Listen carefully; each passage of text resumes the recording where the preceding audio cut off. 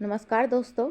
चलो आज मैं मुंशी प्रेमचंद की प्रेमाश्रम का भाग 3 लेके आई हूँ।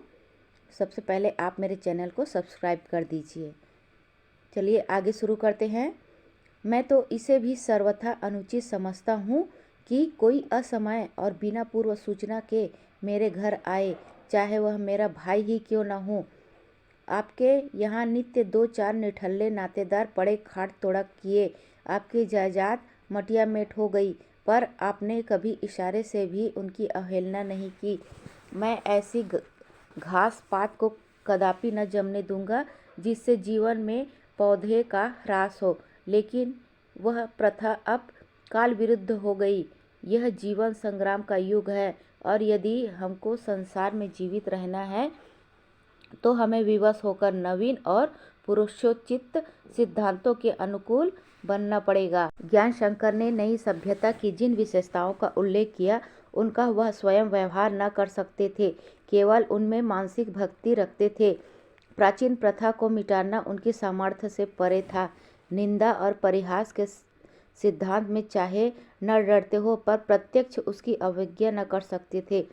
आतिथ्य सत्कार और कुटुंब पालन को मन में चाहे अपव्यय समझते हो, पर उनके मित्रों तथा संबंधियों को कभी उनकी शिकायत नहीं हुई, किंतु साधारणतया उनका संभाषण विवाद का रूप धारण कर लिया करता था। इसलिए वह आवेश में ऐसे सिद्धांतों का समर्थन करने लगते थे जिनका अनुकरण करने का उन्हें कभी साहस न होता।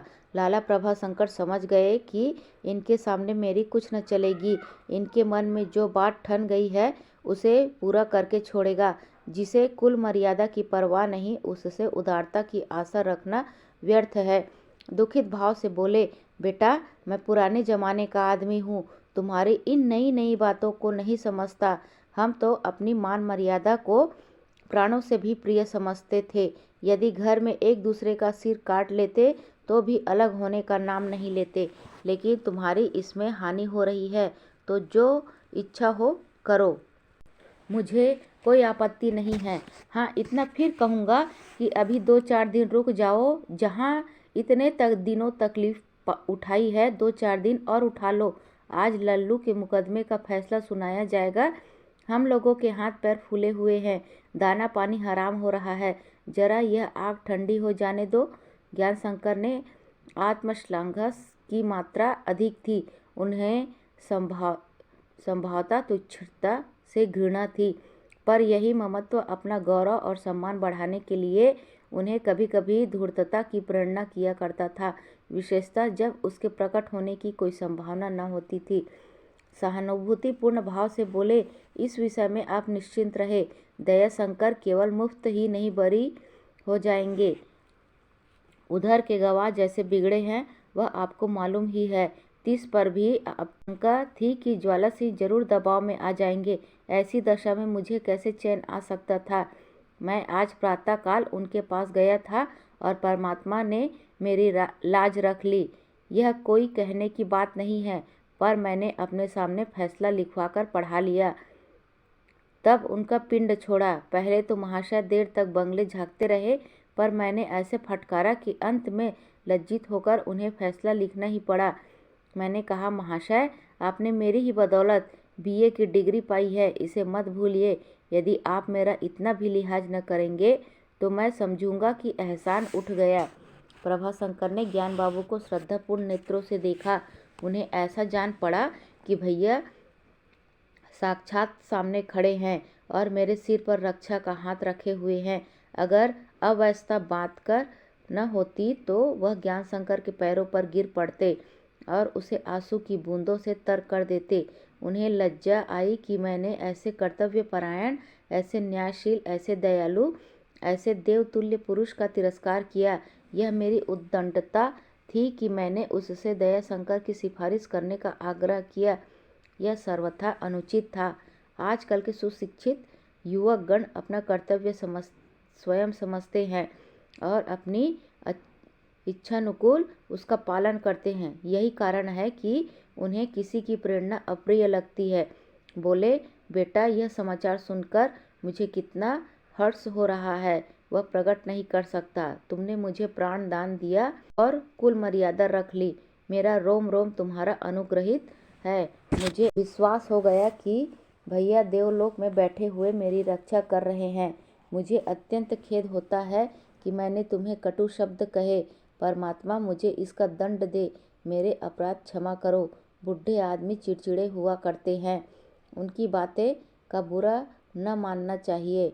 मैंने अब तक तुम्हारा अंतर स्वरूप न देखा था। तुम्हारे उच्चादर्शों से अनभिज्ञ था। मुझे यह स्वीकार करते हुए खेद होता है कि मैं तुम्हें अपना अशुभ चिंतक समझने लगा था।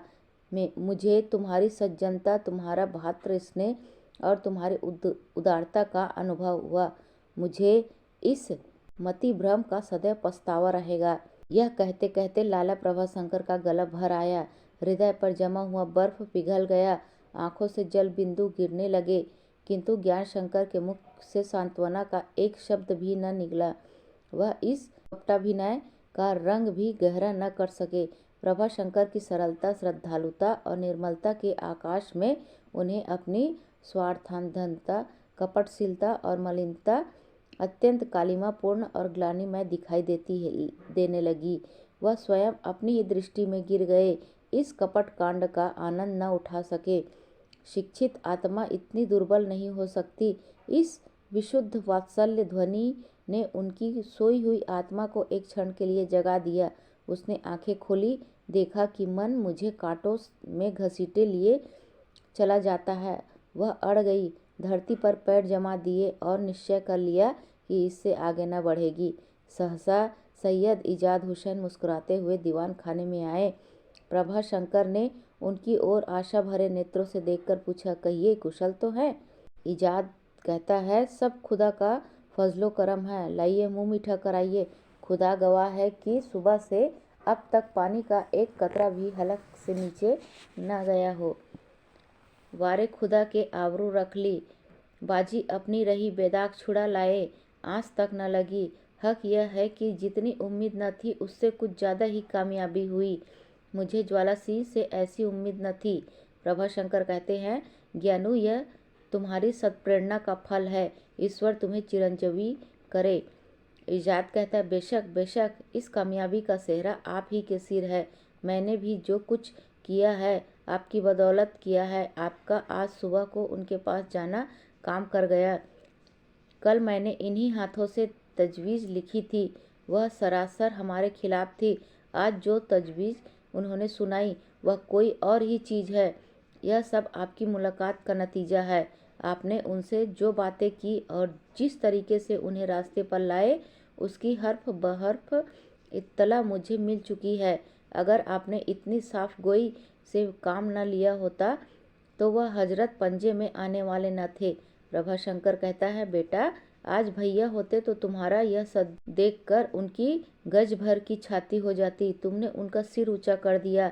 ज्ञान शंकर देख रहे थे कि इजाद हुसैन चचा साहब के साथ कैसे दांव खेल रहा है और मेरा मुंह बंद करने के लिए कैसी कपट नीति से काम ले रहा है, मगर कुछ बोल न सकते थे। चोर चोर मौसेरे भाई हो जाते हैं। उन्हें अपने ऊपर क्रोध आ रहा था कि मैं ऐसे दुर्बल प्रकृति के मनुष्य को उसके कुटिल स्वार्थ साधन में योग देने पर बाध्य हो रहा हूँ। मैंने कीचड़ में पैर रखा और प्रति क्षण नीचे की ओर फिसलता चला जाता हूँ। जब तक इलाके का प्रबंध लाला प्रभाशंकर के हाथों में था, वह गौस खां को अत्याचार से रोकते रहते थे। अब ज्ञान शंकर मालिक और मुख्तार थे। उनकी स्वार्थ प्रियता ने खां साहब को अपनी अभिलाषाएं पूर्ण करने का अवसर प्रदान कर दिया था। वर्ष के अंत पर उन्होंने बड़ी निर्दयता से लगान वसूल किया। एक कौड़ी भी बाकी न छोड़ी। जिसने रुपये न दिए या न दे सका उस पर नालिश की कुर्की कराई गई और 1 का 1.5 वसूल किया। शिकमी आसामियों को समूल उखाड़ दिया और उनकी भूमि पर लगान बढ़ाकर दूसरे आदमियों को सौंप दिया। और उसी और दखिलकार आसामियों पर भी कर वृद्धि के उपाय सोचने लगे। वह जानते थे कि कर वृद्धि भूमि की उत्पादक शक्ति पर निर्भर है और इस शक्ति को बढ़ाने घटाने के लिए केवल थोड़ी सी वाक चतुरता की आवश्यकता होती है। सारे इलाके में हाहाकार मच गया। कर वृद्धि के पिशाच को शांत करने के लिए लोग नाना प्रकार के अनुष्ठान करने लगे। प्रभात से संध्या तक खां साहब का दरबार लगा रहता। वह स्वयं मसनद लगाकर विराजमान होते। मुंशी मौजी लाल पटवारी उनके दाहिने ओर बैठते और सुक्खू चौधरी बाईं ओर। यह महानुभाव गांव के मुखिया, सबसे बड़े किसान और सामर्थी पुरुष थे।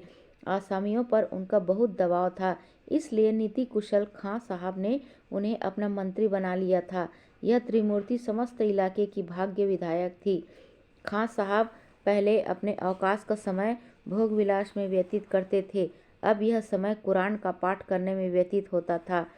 जहाँ कोई फकीर या भिक्षुक द्वार पर खड़ा भी न होने पाता था, वहाँ अब अभ्यागतों का उदारतापूर्ण सत्कार किया जाता था। कभी कभी वस्त्र दान भी होता। लोक सिद्धि ने परलोक बनाने की सदिच्छा उत्पन्न कर दी थी। अब खां साहब को विदित हुआ कि इस इलाके को विद्रोही समझने में मेरी भूल थी।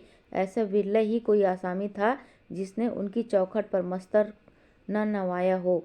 गांव में 10-12 घर ठाकुरों के थे। उनसे लगान बड़ी कठिनाई से वसूल होता था, किंतु इजाफा लगाने की खबर पाते ही वह दब भी गए। डपट सिंह उनके नेता थे। वह दिन में 5-10 बार खां साहब को सलाम करने आया करते थे। दुखरन भगत शिव जी को जल चढ़ाने जाते समय पहले चौपाल का दर्शन करना अपना परम कर्तव्य समझते थे। बस अब समस्त इलाके में कोई विद्रोही था तो मनोहर था, और कोई उसका बंधु था तो कादिर। वह खेत से लौटता तो कादिर के घर जा बैठता और अपने दिनों को रोता। इन दोनों मनुष्यों को साथ बैठे देखकर सुक्खू चौधरी की छाती पर सांप लौटने लगता था। वह यह जानना चाहते थे कि इन दोनों में क्या बातें हुआ करती है। अवश्य दोनों मेरी ही बुराई करते होंगे। उन्हें देखते ही दोनों चुप हो जाते थे। इससे चौधरी को संदेह की और थी पुष्टि हो जाती थी। खां साहब ने कादिर का नाम शैतान रख छोड़ा था और मनोहर को काला नाग कहा करते थे। काले नाग का तो उन्हें बहुत भय नहीं था, क्योंकि उस पर चोट करना दुस्तर था। उस जवार में कादिर का बड़ा मान था। वह बड़ा नीति कुशल, उदार और दयालु था। इसके अतिरिक्त उसे जड़ी बूटियों का अच्छा ज्ञान था। यहाँ हकीम, वैद्य, डॉक्टर जो कुछ भी था वही था। अतिरिक्त उसे जड़ी बूटियों का रोग निदान में भी उसे पूर्ण अभ्यास था। इससे जनता की उसमें विशेष श्रद्धा थी। एक बार लाला जटाशंकर कठिन नेत्र रोग से पीड़ित थे। बहुत प्रयत्न किए पर कुछ लाभ न हुआ। कादिर की जड़ी बूटियों ने एक ही सप्ताह में इसे असाध्य रोग का निवारण कर दिया। खां साहब को भी एक बार कादिर के ही नुस्खे ने प्लेग से बचा लिया था। खां साहब इस उपकार से तो नहीं, पर कादिर की सर्वप्रियता से संसक रहते थे। वह सदैव इसी उधेड़-बुन में रहते थे कि इस शैतान को कैसे पंजे में लाऊं। किंतु कादिर निश्चिंत और निशंक अपने काम में लगा रहता था। उसे एक क्षण के लिए भी यह भी भय न होता था कि गांव के जमींदार और कारिंदा मेरे शत्रु हो रहे हैं और उनकी शत्रुता मेरा सर्वनाश कर सकती है। यदि इस समय भी दैवयोग से खां साहब बीमार पड़ जाते तो वह उनका इशारा पाते ही तुरंत उनके उपचार और सेवा शुश्रूषा में दत्तचित्त हो जाता। उसके हृदय में राग और द्वेष न था और न इस बात की परवाह ही थी कि मेरे विषय में कैसे कैसे मिथ्यालाप हो रहे हैं। वह गांव में विद्रोहाग्नि भड़का सकता था। खां साहब और उसके सिपाहियों की खबर ले सकता था। गांव में ऐसे कई उद्दंड नवयुवक थे जो इस अनिष्ट के लिए आतुर थे, किंतु कादिर उन्हें संभाले रहता था। दीन रक्षा उसका लक्ष्य था, किंतु क्रोध और द्वेष को उभार कर नहीं, वरन सद्व्यवहार तथा सत्य प्रेरणा से। मनोहर की दशा इसके प्रतिकूल थी। जिस दिन से वह ज्ञान शंकर की कठोर बातें सुनकर लौटा था, उसी दिन से विकृत भावनाएं उसके हृदय और मस्तिष्क में गूंजती रहती थी। एक दिन मरमाहत पक्षी था जो घावों से तड़प रहा था। वह अपशब्द उसे एक क्षण भी नहीं भूलते थे। वह ईंट का जवाब पत्थर से देना चाहता था। वह जानता था कि सबलों से बैर बढ़ाने में मेरा ही सर्वनाश होगा, किंतु इस समय उसकी अवस्था उस मनुष्य की सी हो रही थी जिसके झोपड़े में आग लगी हो और वह उसके बुझाने में असमर्थ होकर शेष भागों में भी आग लगा दे कि किसी प्रकार इस विपत्ति का अंत हो। रोगी अपने रोग को असाध्य देखता है तो पथ्यापथ्य की बेड़ियां को तोड़कर मृत्यु की ओर दौड़ता है। मनोहर चौपाल के सामने से निकलता तो अकड़ कर चलने लगता। अपनी चारपाई पर बैठे हुए कभी खां साहब या गिरधर महाराज को आते देखता तो उठकर सलाम करने के बदले पैर फैलाकर लेट जाता। सावन में उसके पेड़ों में आम पके, उसने सब आम तोड़कर घर में रख लिए। जमींदार का चिरकाल से बंधा हुआ चतुर्थांश न दिया और जब गिरधर महाराज सामने आया तो उसे दुत्कार दिया। वह सिद्ध करना चाहता था कि मुझे तुम्हारी धमकियों की जरा भी परवाह नहीं है। कभी कभी 9-10 बजे रात तक उसके द्वार पर गाना होता, जिसका अभिप्राय केवल खां साहब और सुक्खू चौधरी को जलाना था। बलराज को अब वह स्वेच्छाचार प्राप्त हो गया जिसके लिए पहले उसे झिड़कियाँ खानी पड़ती थी। उसके रंगीले सहचरों का यहाँ खूब आदर सत्कार होता था। भंग छंती लकड़ी के खेल होते, लावनी और ख्याल के ताने उड़ती, डफली बस। मनोहर जवानी के जोश के साथ इन जमघटों में सम्मिलित होता। ये ही दोनों पक्षों के विचार विनिमय के माध्यम थे। खां साहब को एक एक बात की सूचना यहाँ हो जाती थी, यहाँ का एक एक शब्द वहाँ पहुँच जाता था। यह गुप्त चालें आग पर तेल छिड़कती रहती थी। खां साहब ने एक दिन कहा, आजकल तो उधर खूब गुलछर्रे उड़ रहे हैं, बेदखली का सम्मन पहुँचेगा तो होश ठिकाने हो जाएगा। मनोहर ने उत्तर दिया, बेदखली की धमकी दूसरों को दे, यहाँ हमारे खेत के मेड़ों पर कोई आया तो उसके बाल बच्चे उसके नाम को रोएंगे। एक दिन संध्या समय मनोहर द्वार पर बैठा हुआ बैलों के लिए कड़वी छाट रहा था और बलराज अपनी लाठी में तेल लगाता था कि ठाकुर डपट सिंह आकर माचे पर बैठ गए और बोले, सुनते हैं डिप्टी ज्वाला सिंह हमारे बाबू साहब के पुराने दोस्त हैं। छोटे सरकार के लड़के थानेदार थे, उनका मुकदमा उन्हीं के इल्जास में था, वह आज बरी हो गए हैं। मनोहर कहता है, रिश्वत तो साबित हो गई थी ना? डपट सिंह कहता है, हाँ साबित हो गई थी, किसी को उनके बरी होने की आशा न थी, पर बाबू ज्ञान शंकर ने ऐसी सिफारिश पहुंचाई कि डिप्टी साहब को मुकदमा खारिज करना पड़ा। मनोहर कहता है, हमारे परगने का हाकिम भी तो वही डिप्टी है। डपट सिंह कहता है, हाँ इसी की तो चिंता है, इजाफा लगान का मामला उसी के इल्जास में जाएगा ना, और ज्ञान बाबू अपना जोर लगाएंगे। मनोहर कहता है, तब क्या करना होगा? डपट सिंह कहता है, कुछ समझ में नहीं आता। मनोहर फिर कहता है, ऐसा कोई कानून नहीं बन जाता कि बेसी का मामला इन हाकिमों के इजलास में न पेश हुआ करे। हाकिम लोग आप भी तो जमींदार होते हैं, इसलिए वह जमींदार का पक्ष करते हैं। सुनते हैं लाट साहब के यहाँ कोई पंचायत होती है, यह बातें उस पंचायत में कोई नहीं कहता। डपट सिंह कहता है, वहाँ भी तो सब जमींदार ही होते हैं, काश्तकारों की फरियाद कौन करे? मनोहर कहता है, हमने तो ठान लिया है कि एक कौड़ी भी बेसी न देंगे। बलराज ने लाठी कंधे पर रख कर कहा, कौन इजाफा करेगा? सिर तोड़ कर रख दूंगा। मनोहर कहता है, तू क्यों बीच में बोलता है? तुझे तो हम नहीं पूछते। यह तो न होगा कि सांझ हो गई हो, लाओ भैंस दूह लूँ, बैल की नाद में पानी डाल दूँ, बेबात की बात करता है। ठाकुर से कहता है, यह लड़का घर का रत्ती भर काम नहीं करता, बस खाने भर का घर से नाता है, मटरगस किया करता है। डपट सिंह कहता है, मुझे क्या कहते हो?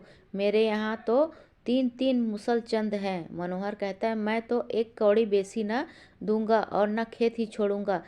खेतों के साथ जान जाएगी और 2-4 को साथ लेकर जाएगी।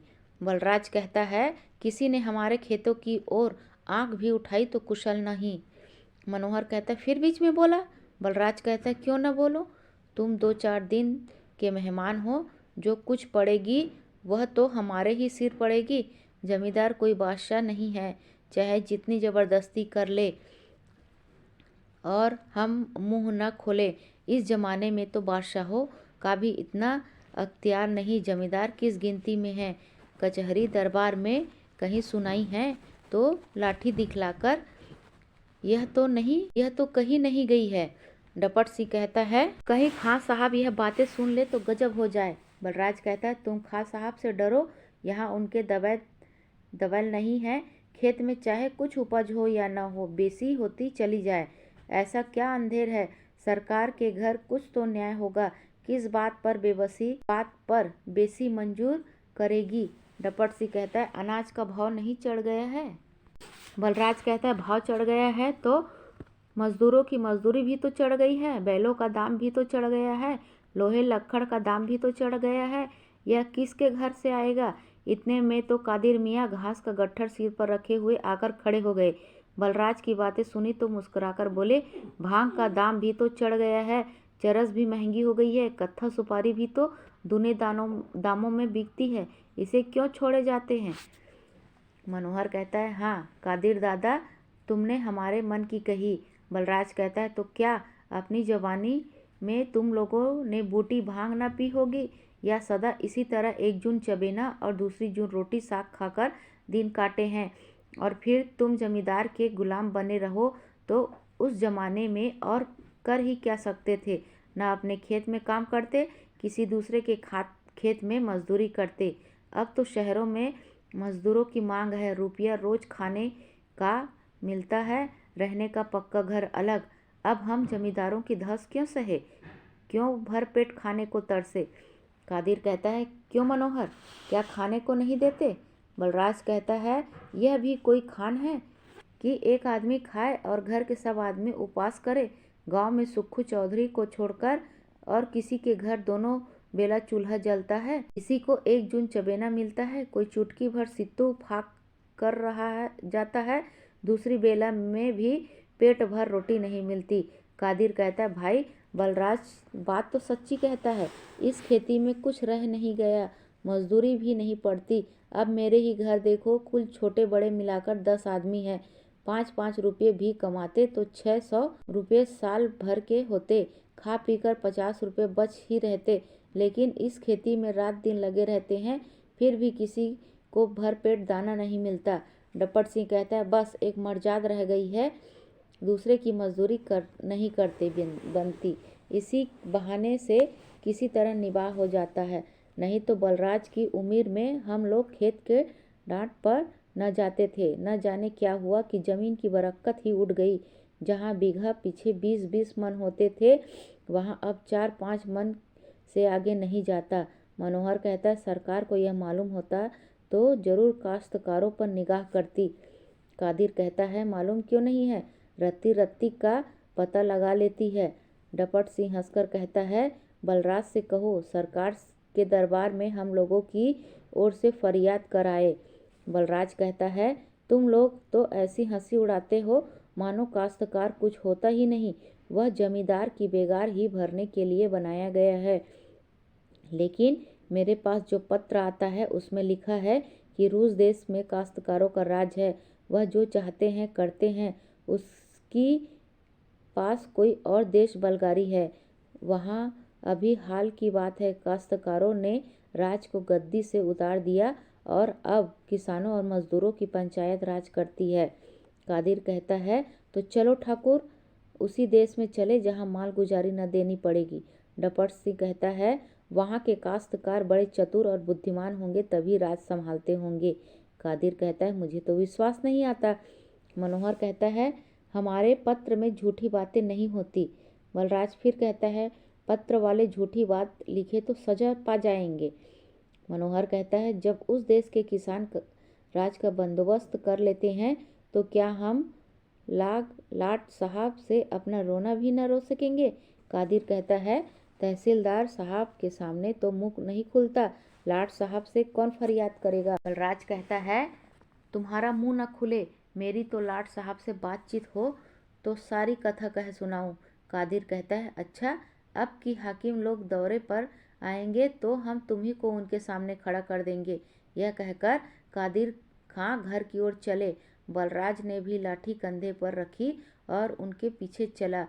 जब दोनों कुछ दूर निकल गए तब बलराज ने कहा दादा कहो तो खां साहब की भूसे का इशारा करके कर दी जाए। तो कादिर ने चौंक कर उसकी ओर देखा, क्या गांव भर को बंधवाने पर लगे हो, भूल कर भी ऐसा काम न करना।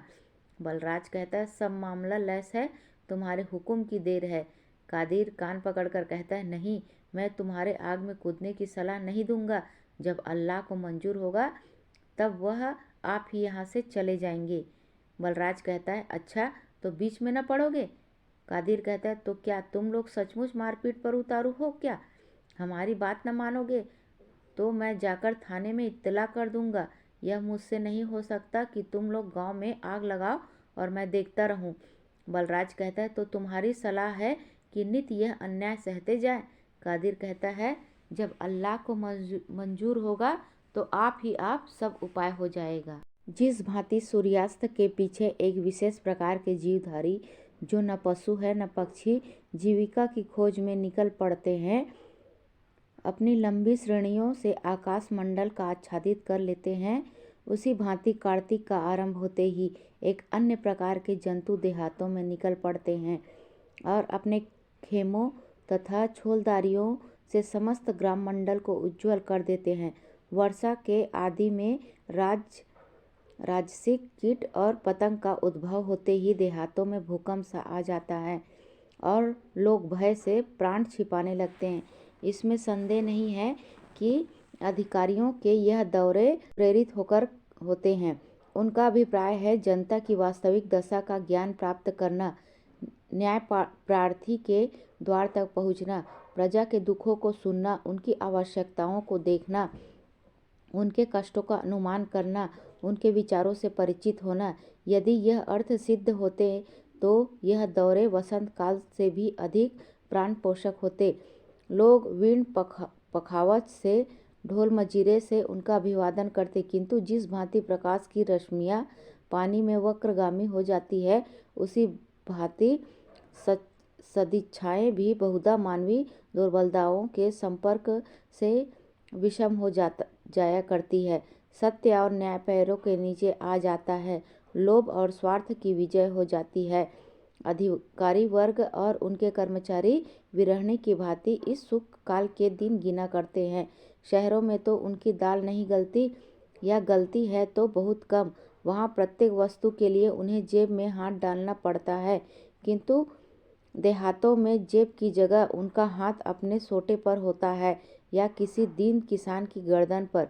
जिस घी, दूध, साग भाजी, मांस मछली आदि के लिए शहर तरसते थे, जिनका स्वप्न में भी दर्शन नहीं होता था, उन पदार्थों की यहाँ केवल जिह्वा और बाहु के बल से रेल पेल हो जाती है। जितना खा सकते हैं खाते हो, बार बार खाते हैं, और जो नहीं खा सकते वह घर भेजते हैं। घी से भरे हुए कनस्तर, दूध से भरे हुए मटके, उपले और लकड़ी, घास और चारे से लदी हुई गाड़ियाँ शहरों में आने लगती है। घर वाले हर्ष से फूले नहीं समाते, अपने भाग्य को सराहते हैं, क्योंकि अब दुख के दिन गए और सुख के दिन आए। उनकी तरी वर्षा के पीछे आती है, वह खुशकी में तरी का आनंद उठाते हैं। देहात वालों के लिए वह बड़े संकट के दिन होते हैं। उनकी शामत आ जाती है, मार खाते हैं, बेगार में पकड़े जाते हैं। दासत्व के दारुण निर्दय आघातों से आत्मा का भी ह्रास होने लगता है। अगहन का महीना था, सांझ हो रही थी। कादिर खां के द्वार पर अलाव लगी हुई थी। कई आदमी उसके इर्द गिर्द बैठे हुए बातें कर रहे थे। कादिर ने बाजार के तंबाकू की निंदा की। दुखरन भगत ने उनका अनुमोदन किया। इसके बाद डपट सिंह पत्थर और बेलन के कोल्हुओं के गुण दोष की विवेचना करने लगे। अंत में लोहे ने पत्थर पर विजय पाई। दुखरन बोले, आज कल रात को मटर में सियार और हरिन बड़ा उपद्रव मचाते हैं, जाड़े के मारे उठा नहीं जाता। कादिर कहता है, अब की ठंड पड़ेगी, दिन को पछुआ चलता है, मेरे पास तो कोई कंबल भी नहीं, वहीं एक दोहर लपेटे पड़ा रहता हूँ। पुआल न हो गया होता तो रात को अकड़ जाता। डपट सिंह कहता है, यहाँ किसके पास कंबल है? उसी एक पुराने धूसे की भुगुत है, लकड़ी भी इतनी नहीं मिलती कि रात भर तापे। मनोहर कहता है, अब की बेटी के ब्याह में इमली का पेड़ कटवाया था, क्या सब जल गई? डपट सिंह कहता है, नहीं, बची तो बहुत थी, पर कल डिप्टी ज्वाला सिंह के लश्कर में चली गई। खां साहब से कितना कहा कि इसे मत ले जाइए, पर उनकी बला सुनती है। चपरासियों को ढेर दिखा दिया, बात की बात में सारी लकड़ी उठ गई। मनोहर कहता है, तुम चपरासियों से कुछ कहा नहीं? डपट सिंह कहता है, क्या कहता, 10-5 मन लकड़ी के पीछे अपनी जान सासत में डालता। गालियाँ खाता, लश्कर में पकड़ा जाता, मार पड़ती ऊपर से, तब तुम भी पास न फटकते। दोनों लड़के और झपट तो गर्म हो पड़े थे, लेकिन मैंने उन्हें डांट दिया। जबरदस्त का ठेंगा सिर पर। कादिर कहता है, हाकिमों का दौरा क्या है, हमारी मौत है। बकरीद में कुर्बानी के लिए जो बकरा पाल रखा था वह कल लश्कर में पकड़ा गया। रब्बी बूचड़ 5 रुपये नगद देता था, मगर मैंने न दिया था। इस वक्त 7 से कम का माल न था। मनोहर कहता है, यह लोग बड़ा अंधेर मचाते हैं। आते हैं इंतजाम करने, इंसाफ करने, लेकिन हमारे गले पर छुरी चलाते हैं। इससे कहीं अच्छा तो यही था कि दौरे बंद हो जाते। यही न होता कि मुकदमे वालों को सदर जाना पड़ता। इस सासर से तो जान बचती। मनोहर कहता है, कादिर कहता है, इसमें हाकिमों का कसूर नहीं, यह सब उनके लश्कर वालों की धांधली है। वही सब हाकिमों को बदनाम कर देते हैं। मनोहर कहता है, कैसी बातें कहते हो दादा, यह सब मिली भगत है। हाकिम का इशारा न होता तो मजाल है कि कोई लश्करी पराई चीज़ पर हाथ डाल सके। सब कुछ हाकिमों की मर्जी से होता है, और उनकी मर्जी क्यों न होगी। सेंत का माल किसको बुरा लगता है। डपट सिंह कहता है, ठीक बात है, जिसकी जितनी आमदनी होती है वह उतना ही और मुँह फैलाता है। दुखरान कहता है, परमात्मा यह अंधेर देखते हैं और कोई जतन नहीं करते। देखे विशेषण शाह को अब की कितनी घटी आती है। डपट सिंह कहता है, पर साल तो पूरे 300 की चपत पड़ी थी, वही अब की भी समझो। अगर जींस ही तक रहे तो इतना घाटा न पड़े, मगर यहाँ तो इलायची, कत्था, सुपारी, मेवा और मिश्री सभी कुछ चाहिए, और सब टके सेर। लोग खाने के इतने शौकीन बनते हैं, पर यह नहीं होता कि वे सब चीज़ें अपने साथ रखे। मनोहर कहता है, शहर में खरे दाम मिलते हैं, यहाँ जी में आया दिया न दिया। कादिर कहता है, कल लश्कर का एक चपरासी विशेषर के यहाँ साबुन दाना मांग रहा था। विशेषर हाथ जोड़ता था, पैरों पड़ता था कि मेरे यहाँ नहीं है, लेकिन चपरासी एक न सुनता था। कहता था, जहाँ से चाहो मुझे लाकर दो। गालियाँ देता था, डंडा दिखाता था। बारे बलराज पहुँच गया। जब वह कड़ा पड़ा तो चपरासी मियाँ नरम पड़े और भुनभुनाते चले गए। दुखरान कहता है, विशेषर की एक बात मरम्मत हो जाती तो अच्छा होता।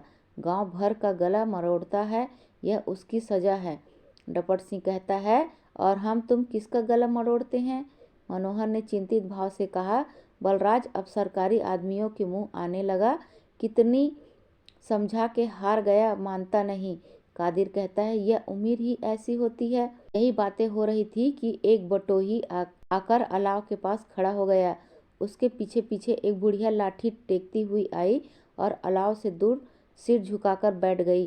कादिर ने पूछा, कहो भाई, कहाँ घर है। घर तो देवरी पार। अपनी बुढ़िया माता को लिए अस्पताल जाता था, मगर वह जो सड़क के किनारे बगीचे में डिप्टी साहब का लश्कर उतरा है, वहाँ पहुँचा तो चपरासी ने गाड़ी रोक ली और हमारे कपड़े लत्ते फेंक फाक कर लकड़ी लादने लगे।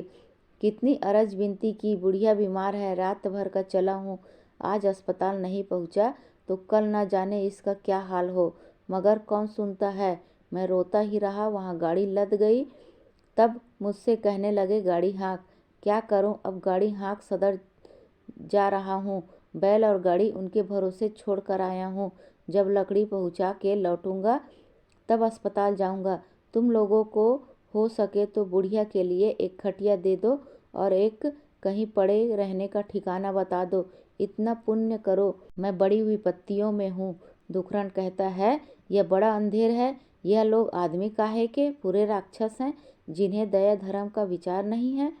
डपट सिंह कहता है, दिन भर के थके मांदे बैल हैं, न जाने कहाँ गाड़ी ले जानी पड़ेगी और न जाने कब लौटेंगे। तब तक बुढ़िया अकेली पड़ी रहेगी, जाने कैसी पड़े कैसी न पड़े। हम लोग कितने भी हों, हैं तो पराये ही, घर के आदमी की और बात है। मनोहर कहता है, मेरा तो ऐसा ही जी चाहता है कि इस दम डिप्टी साहब के सामने चला जाऊं और ऐसी खरी खरी सुनाऊं कि वह भी याद रखेंगे। बड़े हाकिम की पोंग बने हैं, इंसाफ तो क्या करेंगे। उल्टे और गरीबों को पीसते हैं। खटिया की तो कोई बात नहीं है और न जगह ही की कमी है, लेकिन यह अकेली रहेगी कैसे? बटोही कहता है, कैसे बताऊं? जो भाग्य में लिखा है वही होगा। मनोहर कहता है, यहाँ से कोई तुम्हारी गाड़ी हाँक के ले जाए तो कोई हरज है? बटोही कहता है, ऐसा हो जाए तो क्या पूछना, है कोई आदमी? मनोहर कहता है, आदमी बहुत है, कोई न कोई चला जाएगा। कादिर कहता है, तुम्हारा हलवाहा तो खाली है, उसे भेज दो। मनोहर कहता है, हलवाहे से बैल सधे न सधे मैं ही चला जाऊंगा। कादिर कहता है, तुम्हारे ऊपर मुझे विश्वास नहीं आता, कहीं झगड़ा कर बैठो तो और बन जाए। दुखरान भगत, तुम चले जाओ तो अच्छा हो। दुखरान ने नाक सिकोड़ कर कहा, मुझे तो जानते हो रात को कहीं नहीं जाता, भजन भाव की यही बेला है। कादिर कहता है, चला तो मैं जाता, लेकिन मेरा मन कहता है कि बूढ़ी को अच्छा करने का जस मुझी को मिलेगा। कौन जाने अल्लाह को यही मंजूर हो। मैं अपने घर लिए जाता हूँ, जो कुछ बन पड़ेगा करूँगा। गाड़ी हसनू से हकवाए देता हूँ। बैलों को चारा पानी देना है, बलराज को थोड़ी देर के लिए भेज देना। कादिर के बरौठे में वृद्धा की चारपाई पड़ गई। कादिर का लड़का हसनू गाड़ी हाँकने के लिए पड़ाव की तरफ चला।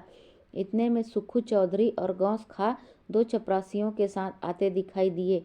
दूसरी ओर से बलराज भी आकर खड़ा हो गया। गौस खां ने कहा, सब लोग यहाँ बैठे गल चौड़ कर रहे हो, कुछ लश्कर की भी खबर है? देखो, यही चपरासी लोग दूध के लिए आए थे और उसका बंदोबस्त करो। कादिर कहता है, कितना दूध चाहिए? एक चपरासी कहता है, कम से कम 10 सेर। कादिर कहता है, 10 सेर? इतना दूध तो चाहे गांव भर में न निकले। 2 ही 4 आदमियों के पास भैंसे हैं और वह भी दुधार नहीं है।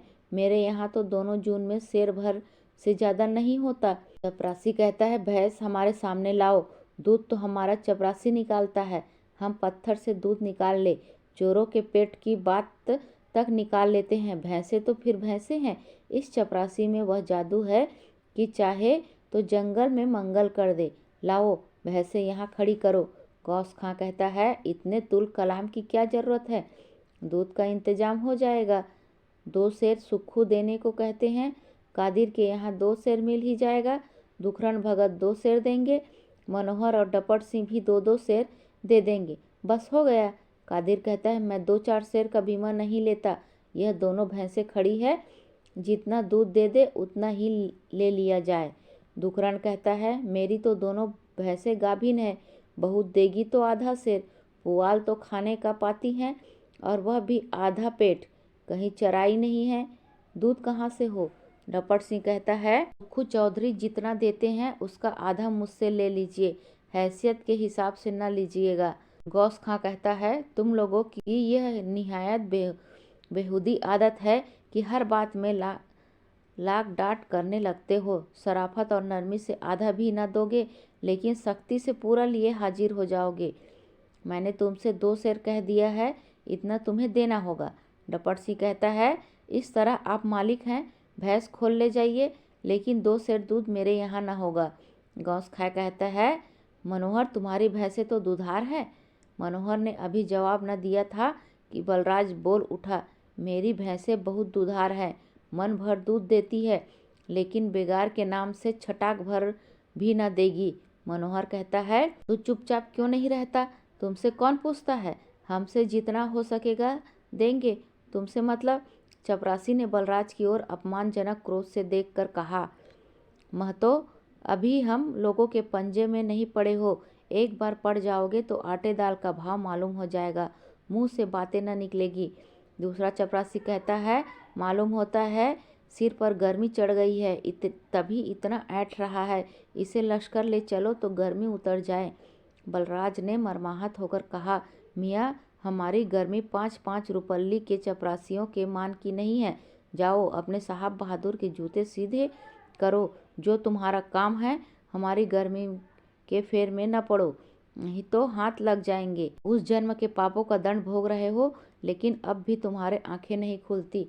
बलराज ने यह शब्द ऐसी सगर्व गंभीरता से कहे कि दोनों चपरासी खिसिया से गए। इस घोर अपमान का प्रतिकार करना कठिन था। यह मानव वाद को वाणी की परिधि से निकालकर कर्म के क्षेत्र में लाने की ललकार थी। व्यंग्याघात शाब्दिक कला की चरम सीमा है। उसका प्रतिकार मुंह से नहीं हाथ से होता है।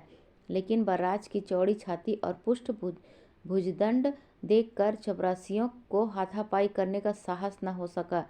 गौस खां से बोला, खां साहब, आप इस लौंडे को देखते हैं कैसा बढ़ा जाता है, इसे समझा दीजिए, हमारे मुंह न लगे। ऐसा न हो शामत आ जाए और 6 महीने तक चक्की पीसनी पड़े। हम लोगों का मुलाहिजा करते हैं, नहीं तो इस हेकड़ी का मजा चखा देते। गौस खां कहता है, सुनते हो मनोहर अपने बेटे की बात, भला सोचो तो डिप्टी साहब के कानों में यह बात पड़ जाए तो तुम्हारा क्या हाल हो। कहीं एक पत्ती का साया भी न मिलेगा। मनोहर ने दीनता से खां साहब की ओर देखकर कहा, खां साहब, मैं तो इसे सब तरह से समझा बुझा कर हार गया, न जाने क्या हाल करने पर तुला है। बलराज से कहता है, अरे तू यहाँ से जाएगा कि नहीं। बलराज कहता है, क्यों जाऊँ, मुझे किसी का डर नहीं है। यह लोग डिप्टी साहब से मेरी शिकायत करने की धमकी देते हैं, मैं आप ही उनके पास जाता हूँ। इन लोगों को उन्होंने कभी ऐसा नादिर शाही हुक्म न दिया होगा कि जाकर गांव में आग लगा दो, और मान ले कि वह ऐसा कड़ा हुक्म भी दे दे तो इन लोगों को तो सोचना चाहिए कि गरीब किसान भी हमारे भाई बंद हैं, इन्हें व्यर्थ न सताएं। लेकिन इन लोगों को तो पैसे के लोभ और चपरासी की मद ने ऐसा अंधा बना दिया है कि कुछ सोचता ही नहीं। आज उस बेचारी बुढ़िया का क्या हाल होगा, मरेगी कि जिएगी। नौकरी तो की है, 5 रुपए की, काम है बस्ते ढोना, मेज साफ करना, साहब के पीछे पीछे खिदमतगारों की तरह चलना, और बनते हैं रईस। मनोहर कहता है, तू चुप होगा कि नहीं। एक चपरासी बोलता है, नहीं, इसे खूब गालियां दे लेने दो, जिसमें इसके दिल की हवस निकल जाए। इसका मजा कल मिलेगा। खां साहब, आपने सुना है, आपको गवाही देनी पड़ेगी। आपका इतना मुलाहिजा बहुत किया, लाइए दूध का कुछ इंतजाम करते हैं कि हम लोग जाएं। गौस खां कहता है, नहीं जी, दूध लो और 10 सेर से ज़्यादा, यही लोग झक मारेंगे। क्या बताएं, आज इन छोकरे की बदौलत हमको तुम लोगों के सामने इतना शर्मिंदा होना पड़ा। इस गांव की कुछ हवा की बिगड़ी हुई मैं खूब समझता हूँ। यह लोग जो भीगी बिल्ली बने बैठे हुए हैं, इन्हीं के शहद देने से यह लड़का इतनी जुर्रत कर रहा है, नहीं तो इसकी मजाल थी कि ये टर्राता बछड़ा खूंटे के ही बल कूदता है। खैर, अगर मेरा नाम गौस खां है तो एक एक से समझूंगा। इस तिरस्कार का आशातीत प्रभाव हुआ। सब दहल उठे। वह अविनयशीलता जो पहले सबके चेहरे से झलक रही थी, लुप्त हो गई। मनोहर तो ऐसा सिटपिटा गया मानो सैकड़ों जूते पड़े हों। इस खटाई ने सबके नशे उतार दिए। कादिर खां बोले, मनोहर जाओ, जितना दूध है सब यहाँ भेज दो। गौस खां कहते हैं, हमको मनोहर के दूध की जरूरत नहीं है। बलराज कहता है, यहाँ देता ही कौन है। मनोहर खिसिया गया, उठ खड़ा हुआ और बोला, अच्छा ले, अब तू ही बोल, जो तेरे जी में आए कर। मैं जाता हूँ, अपना घर द्वार संभाल, मेरा निवाह तेरे साथ न होगा, चाहे घर को रख चाहे आग लगा दे। यह कहकर वह ससंग क्रोध से भरा हुआ वहाँ से चल दिया। बलराज भी धीरे धीरे अपने अखाड़े की ओर चला। वहाँ इस समय सन्नाटा था। मुकद्दर की जोड़ी रखी हुई थी, एक पत्थर की नाल जमीन पर पड़ी हुई थी और लेजिम आम की डाल से लटक रहा था। बलराज ने कपड़े उतारे और लंगोट कसकर अखाड़े में उतरा, लेकिन आज व्यायाम में उसका मन न लगा। चपरासियों की बात एक फोड़े का भांति उसके हृदय में टीस रही थी। यद्यपि उसने चपरासियों को निर्भय होकर उत्तर दिया था, लेकिन उसे इसमें तनिक भी संदेह न था कि गांव के अन्य पुरुषों को, यहाँ तक कि मेरे पिता को भी मेरी बातें उद्दंड प्रतीत हुई। सब के सब कैसा सन्नाटा खींचे बैठे रहे। मालूम होता था किसी के मुंह में जीभ ही नहीं है, तभी तो यह दुर्गति हो रही है। अगर कुछ दम हो तो आज इतने पिसे कुचले क्यों जाते। और तो और दादा ने भी मुझी को डांटा। न जाने इनके मन में इतना डर क्यों समा गया है। पहले तो ये इतने कायर न थे। कदाचित अब मेरी चिंता इन्हें सताने लगी है। लेकिन मुझे अवसर मिला तो स्पष्ट कही दूंगा कि तुम मेरी ओर से निश्चिंत रहो। मुझे परमात्मा ने हाथ पैर दिए हैं, मेहनत कर सकता हूँ और दो को खिलाकर खा सकता हूँ। तुम्हें अगर अपने खेत से इतने प्यारे हैं कि उनके पीछे तुम अत्याचार और अपमान सहने पर तैयार हो तो शक से सहो, लेकिन मैं ऐसे खेतों पर लात मारता हूँ। अपने पसीने की रोटी खाऊंगा और अकड़ कर चलूँगा। अगर कोई आँख दिखाएगा तो उसकी आँख निकाल लूँगा। यह बुढ़ा गौस खां कैसी लाल पीली आँख कर रहा था। मालूम होता है इनकी मृत्यु मेरे ही हाथों लिखी हुई है। मुझ पर 2 चोट कर चुके हैं, अब देखता हूँ कौन हाथ निकालते हैं। इतना क्रोध मुझी पर उतरेगा? कोई चिंता नहीं, देखा जाएगा। दोनों चपरासी मन में फूले ही न समाये होंगे कि सारा गांव कैसा रौब में आ गया। पानी भरने को तैयार है। गांव वालों ने भी लल्लो चप्पो की होगी। कोई परवाह नहीं, चपरासी मेरा कर ही क्या सकते हैं। लेकिन मुझे कल सुबह डिप्टी साहब के पास जाकर उनके सब हाल कह देना चाहिए। विद्वान पुरुष हैं, दीन जनों पर उन्हें अवश्य दया आएगी। अगर वह गाड़ियों के पकड़ने की मनाही कर दे तो क्या पूछना, उन्हें यह अत्याचार कभी पसंद न आता होगा। यह चपरासी लोग उनसे छिपा कर यूँ जबरदस्ती करते हैं। बड़े आदमियों को घमंड बहुत होता। कोई हरज नहीं, मैं सड़क पर खड़ा हो जाऊंगा और देखूंगा कि कैसे कोई मुसाफिरों की गाड़ी पकड़ता है। या तो 2-4 का सिर तोड़ के रख दूंगा या आप वहीं मर जाऊंगा। अब बिना गरम पड़े काम नहीं चल सकता। वह दादा बुलाने आ रहे हैं। बलराज अपने बाप के पीछे पीछे घर पहुंचा। रास्ते में कोई बातचीत नहीं हुई। बिलासी बलराज को देखकर बोली, कहाँ जाके बैठे रहे? तुम्हारे दादा कब से खोज रहे हैं। चलो, रोटी तैयार है। बलराज कहता है, अखाड़े की ओर चला गया था। बिलासी कहती, तुम अखाड़े मत जाया करो। बलराज पूछता है, क्यों? बिलासी कहती है, क्यों? क्या देखते नहीं सबकी आंखों में कैसे चुभते हो? जिन्हें तुम अपना हितू समझते हो वह सब के सब तुम्हारी जान के घातक हैं। तुम्हें आग में ढकेल कर सब तमाशा देखते हैं। आज ही तुम्हें सरकारी आदमियों से भिड़ाकर कैसा दबक गए। बलराज ने इस उपदेश का कुछ उत्तर न दिया। चौके पर जा बैठा। उसके एक ओर मनोहर था और दूसरी ओर जरा हटकर उसका हलवाहा रंगी चमार बैठा हुआ था। बिलासी ने जौ की मोटी मोटी रोटियां, भथुआ का साग और अरहर की दाल तीनों थालियों में परोस दी। तब एक फूल के कटोरे में दूध लाकर बलराज के सामने रख दिया। बलराज कहता है, क्या और दूध नहीं है? बिलासी कहती है, दूध कहाँ है? बेगार में नहीं चला गया? बलराज कहता है, अच्छा, यह कटोरा रंगी के सामने रख दो। बिलासी कहती है, तुम खा लो, रंगी एक दिन दूध न खाएगा तो दुबला न हो जाएगा। बलराज बेगार का हाल सुनकर क्रोध से आग हो रहा था। कटोरे को उठाकर आंगन की ओर जोर से फेंक लिया। वह तुलसी के चबूतरे से टकराकर टूट गया। बिलासी ने दौड़कर कटोरा उठा लिया और पछताते हुए बोली, तुम्हें क्या हो गया है? राम राम, ऐसा सुंदर कटोरा चूर चूर कर दिया। कहीं सनक तो नहीं गए हो? बलराज कहता है, हाँ, सनक ही गया हूँ। बिलासी कहती है, किस बात पर कटोरे को पटक लिया? बलराज कहता है, इसलिए कि जो हमसे अधिक काम करता है और हमसे अधिक खाना चाहिए। हमने तुमसे बार बार कह दिया कि रसोई में जो कुछ थोड़ा बहुत हो वह सबके सामने आना चाहिए। अच्छा खाए बुरा खाए तो सब खाए, लेकिन तुम्हें न जाने क्यों यह बात भूल जाती है। अब याद रहेगी।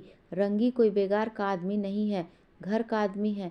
वह मुंह से चाहे न कहे पर मन में अवश्य कहता है कि छाती फाड़कर काम मैं करूं और मुझको परताव देकर खाए यह लोग। ऐसे दूध घी खाने पर लानत है। रंगी ने कहा, भैया, नित तो दूध खाता हूँ, एक दिन न सही। तुम हक नाहक इतने खफा हो गए हो। इसके बाद तीनों आदमी चुपचाप खाने लगे। खा पीकर बलराज और रंगी ऊख की रखवाली करने मंडियां की तरफ चले। यहाँ बलराज ने चरस निकाली और दोनों ने खूब दम लगाए। जब दोनों ऊख के छिलके के बिछावन पर कंबल ओढ़ कर लेटे तो रंगी बोला, काहे भैया, आज तुमसे लश्कर के चपरासियों से कुछ कहा सुनी हो गई थी क्या? बलराज कहता है, हाँ, हुज्जत हो गई। दादा ने मने न किया होता तो दोनों को मारता। रंगी, तभी दोनों तुम्हें बुरा भला कहते चले जाते थे। मैं उधर से क्यारियां में पानी खोलकर आता था, मुझे देखकर दोनों चुप हो गए। मैंने इतना सुना, अगर यह लड़का कल सड़क पर गाड़ियां पकड़ने के लिए कुछ तकरार करे तो बस चोरी का इल्जाम लगाकर गिरफ्तार कर लो। एक 50 बेत पड़ जाए तो इसकी सेखी उतर जाए। बलराज कहता है, अच्छा, यह सब यहाँ तक कि मेरे पीछे पड़े हुए हैं। तुमने अच्छा किया कि मुझे चेता दिया। मैं कल सवेरे ही डिप्टी साहब के पास जाऊँगा। रंगी कहता है, अच्छा, यह सब यहाँ तक मेरे पीछे पड़े हुए हैं। तुमने अच्छा किया कि मुझे चेता दिया। रंगी कहता है, क्या करने जाओगे भैया? अच्छा आदमी नहीं है, बड़ी कड़ी सजा देता है। किसी को छोड़ना तो जानता ही नहीं। तुमने क्या करना है? जिसकी गाड़ियाँ पकड़ी जाएगी वह आप निपट लेगा। बलराज कहता है, वाह, लोगों में इतना ही बूता होता तो किसी की गाड़ी पकड़ी ही क्यों जाती? सीधे का मुंह कुत्ता चाटता है। यह चपरासी भी तो आदमी ही है। रंगी कहता है, तो तुम काहे को दूसरे के बीच में पड़ते हो? तुम्हारे दादा आज बहुत उदास थे और अम्मा रोती है। बलराज कहता है, क्या जाने क्यों रंगी, जब से दुनिया का थोड़ा बहुत हाल जानने लगा हूँ मुझसे अन्याय देखा ही नहीं जाता। जब किसी की जबरे को किसी गरीब का गला दबाते देखता हूँ तो मेरे बदन में आग सी लग जाती है। यही जी चाहता है कि चाहे अपनी जान रहे या न रहे, इस जबरे का सिर नीचा कर दूं। सिर पर एक भूत सा सवार हो जाता है। जानता हूँ अकेला चना भाड़ नहीं फोड़ सकता, पर मन काबू में नहीं रहता। इसी तरह की बातें करते दोनों सो गए। सुबह बलराज घर गया, कसरत की, दूध पिया और ढीला कुर्ता पहन पगड़ी बांध डिप्टी साहब के पड़ाव की ओर चला। मनोहर अब तक उससे रूठे बैठे थे। अब जब्त न कर सके। पूछा, कहाँ जाते हो? बलराज कहता है, जाता हूँ डिप्टी साहब के पास। मनोहर कहता है, क्यों, सिर पर भूत सवार है? अपना काम क्यों नहीं देखते? बलराज कहता है, देखूंगा कि पढ़े लिखे लोगों का मिजाज कैसा होता है। मनोहर कहता है, धक्के खाओगे और कुछ नहीं। बलराज कहता है, धक्के तो चपरासियों के खाते हैं, इसकी क्या चिंता? कुत्ते की जात पहचानी जाएगी। मनोहर ने उसकी ओर निराशापूर्ण स्नेह की दृष्टि से देखा और कंधे पर कुदाल रखकर हार की ओर चल दिया। बलराज को मालूम हो गया कि अब यह मुझे छोड़ा हुआ सांड समझ रहे हैं, पर वह अपनी धुन में मस्त था। मनोहर का यह विचार कि इस समय समझाने का उतना अवसर न होगा जितना विरक्ति भाव का निष्फल हो गया। वह ज्यों ही घर से बाहर निकला, बलराज ने भी लठ कंधे पर रखा और कैंप की ओर चला। किसी हाकिम के सम्मुख जाने का यह पहला ही अवसर था। मन में अनेक विचार आते थे, मालूम नहीं मिले या न मिले, कहीं मेरी बातें सुनकर बिगड़ न जाए, मुझे देखते ही सामने से निकलवा न दे। चपरासियों ने मेरी शिकायत अवश्य की होगी, क्रोध में भरे बैठे होंगे। बाबू ज्ञान शंकर से इनकी दोस्ती भी तो है, उन्होंने भी हम लोगों की ओर से उनके कान खूब भरे होंगे। मेरी सूरत देखते ही जल जाएंगे। जो कुछ हो, एक नया अनुभव तो हो जाएगा। यही पढ़े लिखे लोग तो जो सभाओं में और लाट साहब के दरबार में हम लोगों की भलाई की रट लगाया करते हैं, हमारे नेता बनते हैं। देखूंगा कि यह लोग अपनी बातों के कितने धनी हैं। बलराज कैंप में पहुंचा तो देखा कि जगह जगह लकड़ी के अलाव जल रहे हैं। कहीं पानी गर्म हो रहा है, कहीं चाय बन रही है। एक बुचड़ बकरे का मांस काट रहा है, दूसरी ओर बेससर साह के बैठे जींस तौल रहे हैं। चारों ओर घड़े और हांडियां टूटी पड़ी थी। एक वृक्ष की छां में कितने ही आदमी सिकुड़े बैठे थे, जिनके मुकदमों की आज पेशी होने वाली थी। बलराज पेड़ों की आड़ में होता हुआ ज्वाला सिंह के खेमे के पास जा पहुंचा। उसे यह धड़का लगा हुआ था कि कहीं उन दोनों चपरासियों की निगाह मुझ पर न पड़ जाए। वह खड़ा सोचने लगा कि डिप्टी साहब के सामने कैसे जाऊं। उस पर इस समय का एक रौब छाया हुआ था। खेमे के सामने जाते हुए पैर कांपते थे। अचानक उसे गौस खा और सुक्खू चौधरी एक पेड़ के नीचे आग तापते दिखाई पड़े। अब वह खेमे के पीछे खड़ा न रह सका। उनके सामने धक्के खाना या डांट सुनना मर जाने से भी बुरा था। वह जी कड़ा करके खेमे के सामने चला गया और ज्वाला सिंह को सलाम करके चुपचाप खड़ा हो गया। बाबू ज्वाला सिंह एक न्याय और दयालु मनुष्य थे, किंतु इन 2-3 महीनों के दौरे में उन्हें अनुभव हो गया था कि बिना कड़ाई के मैं सफलता के साथ अपने कर्तव्य का पालन नहीं कर सकता।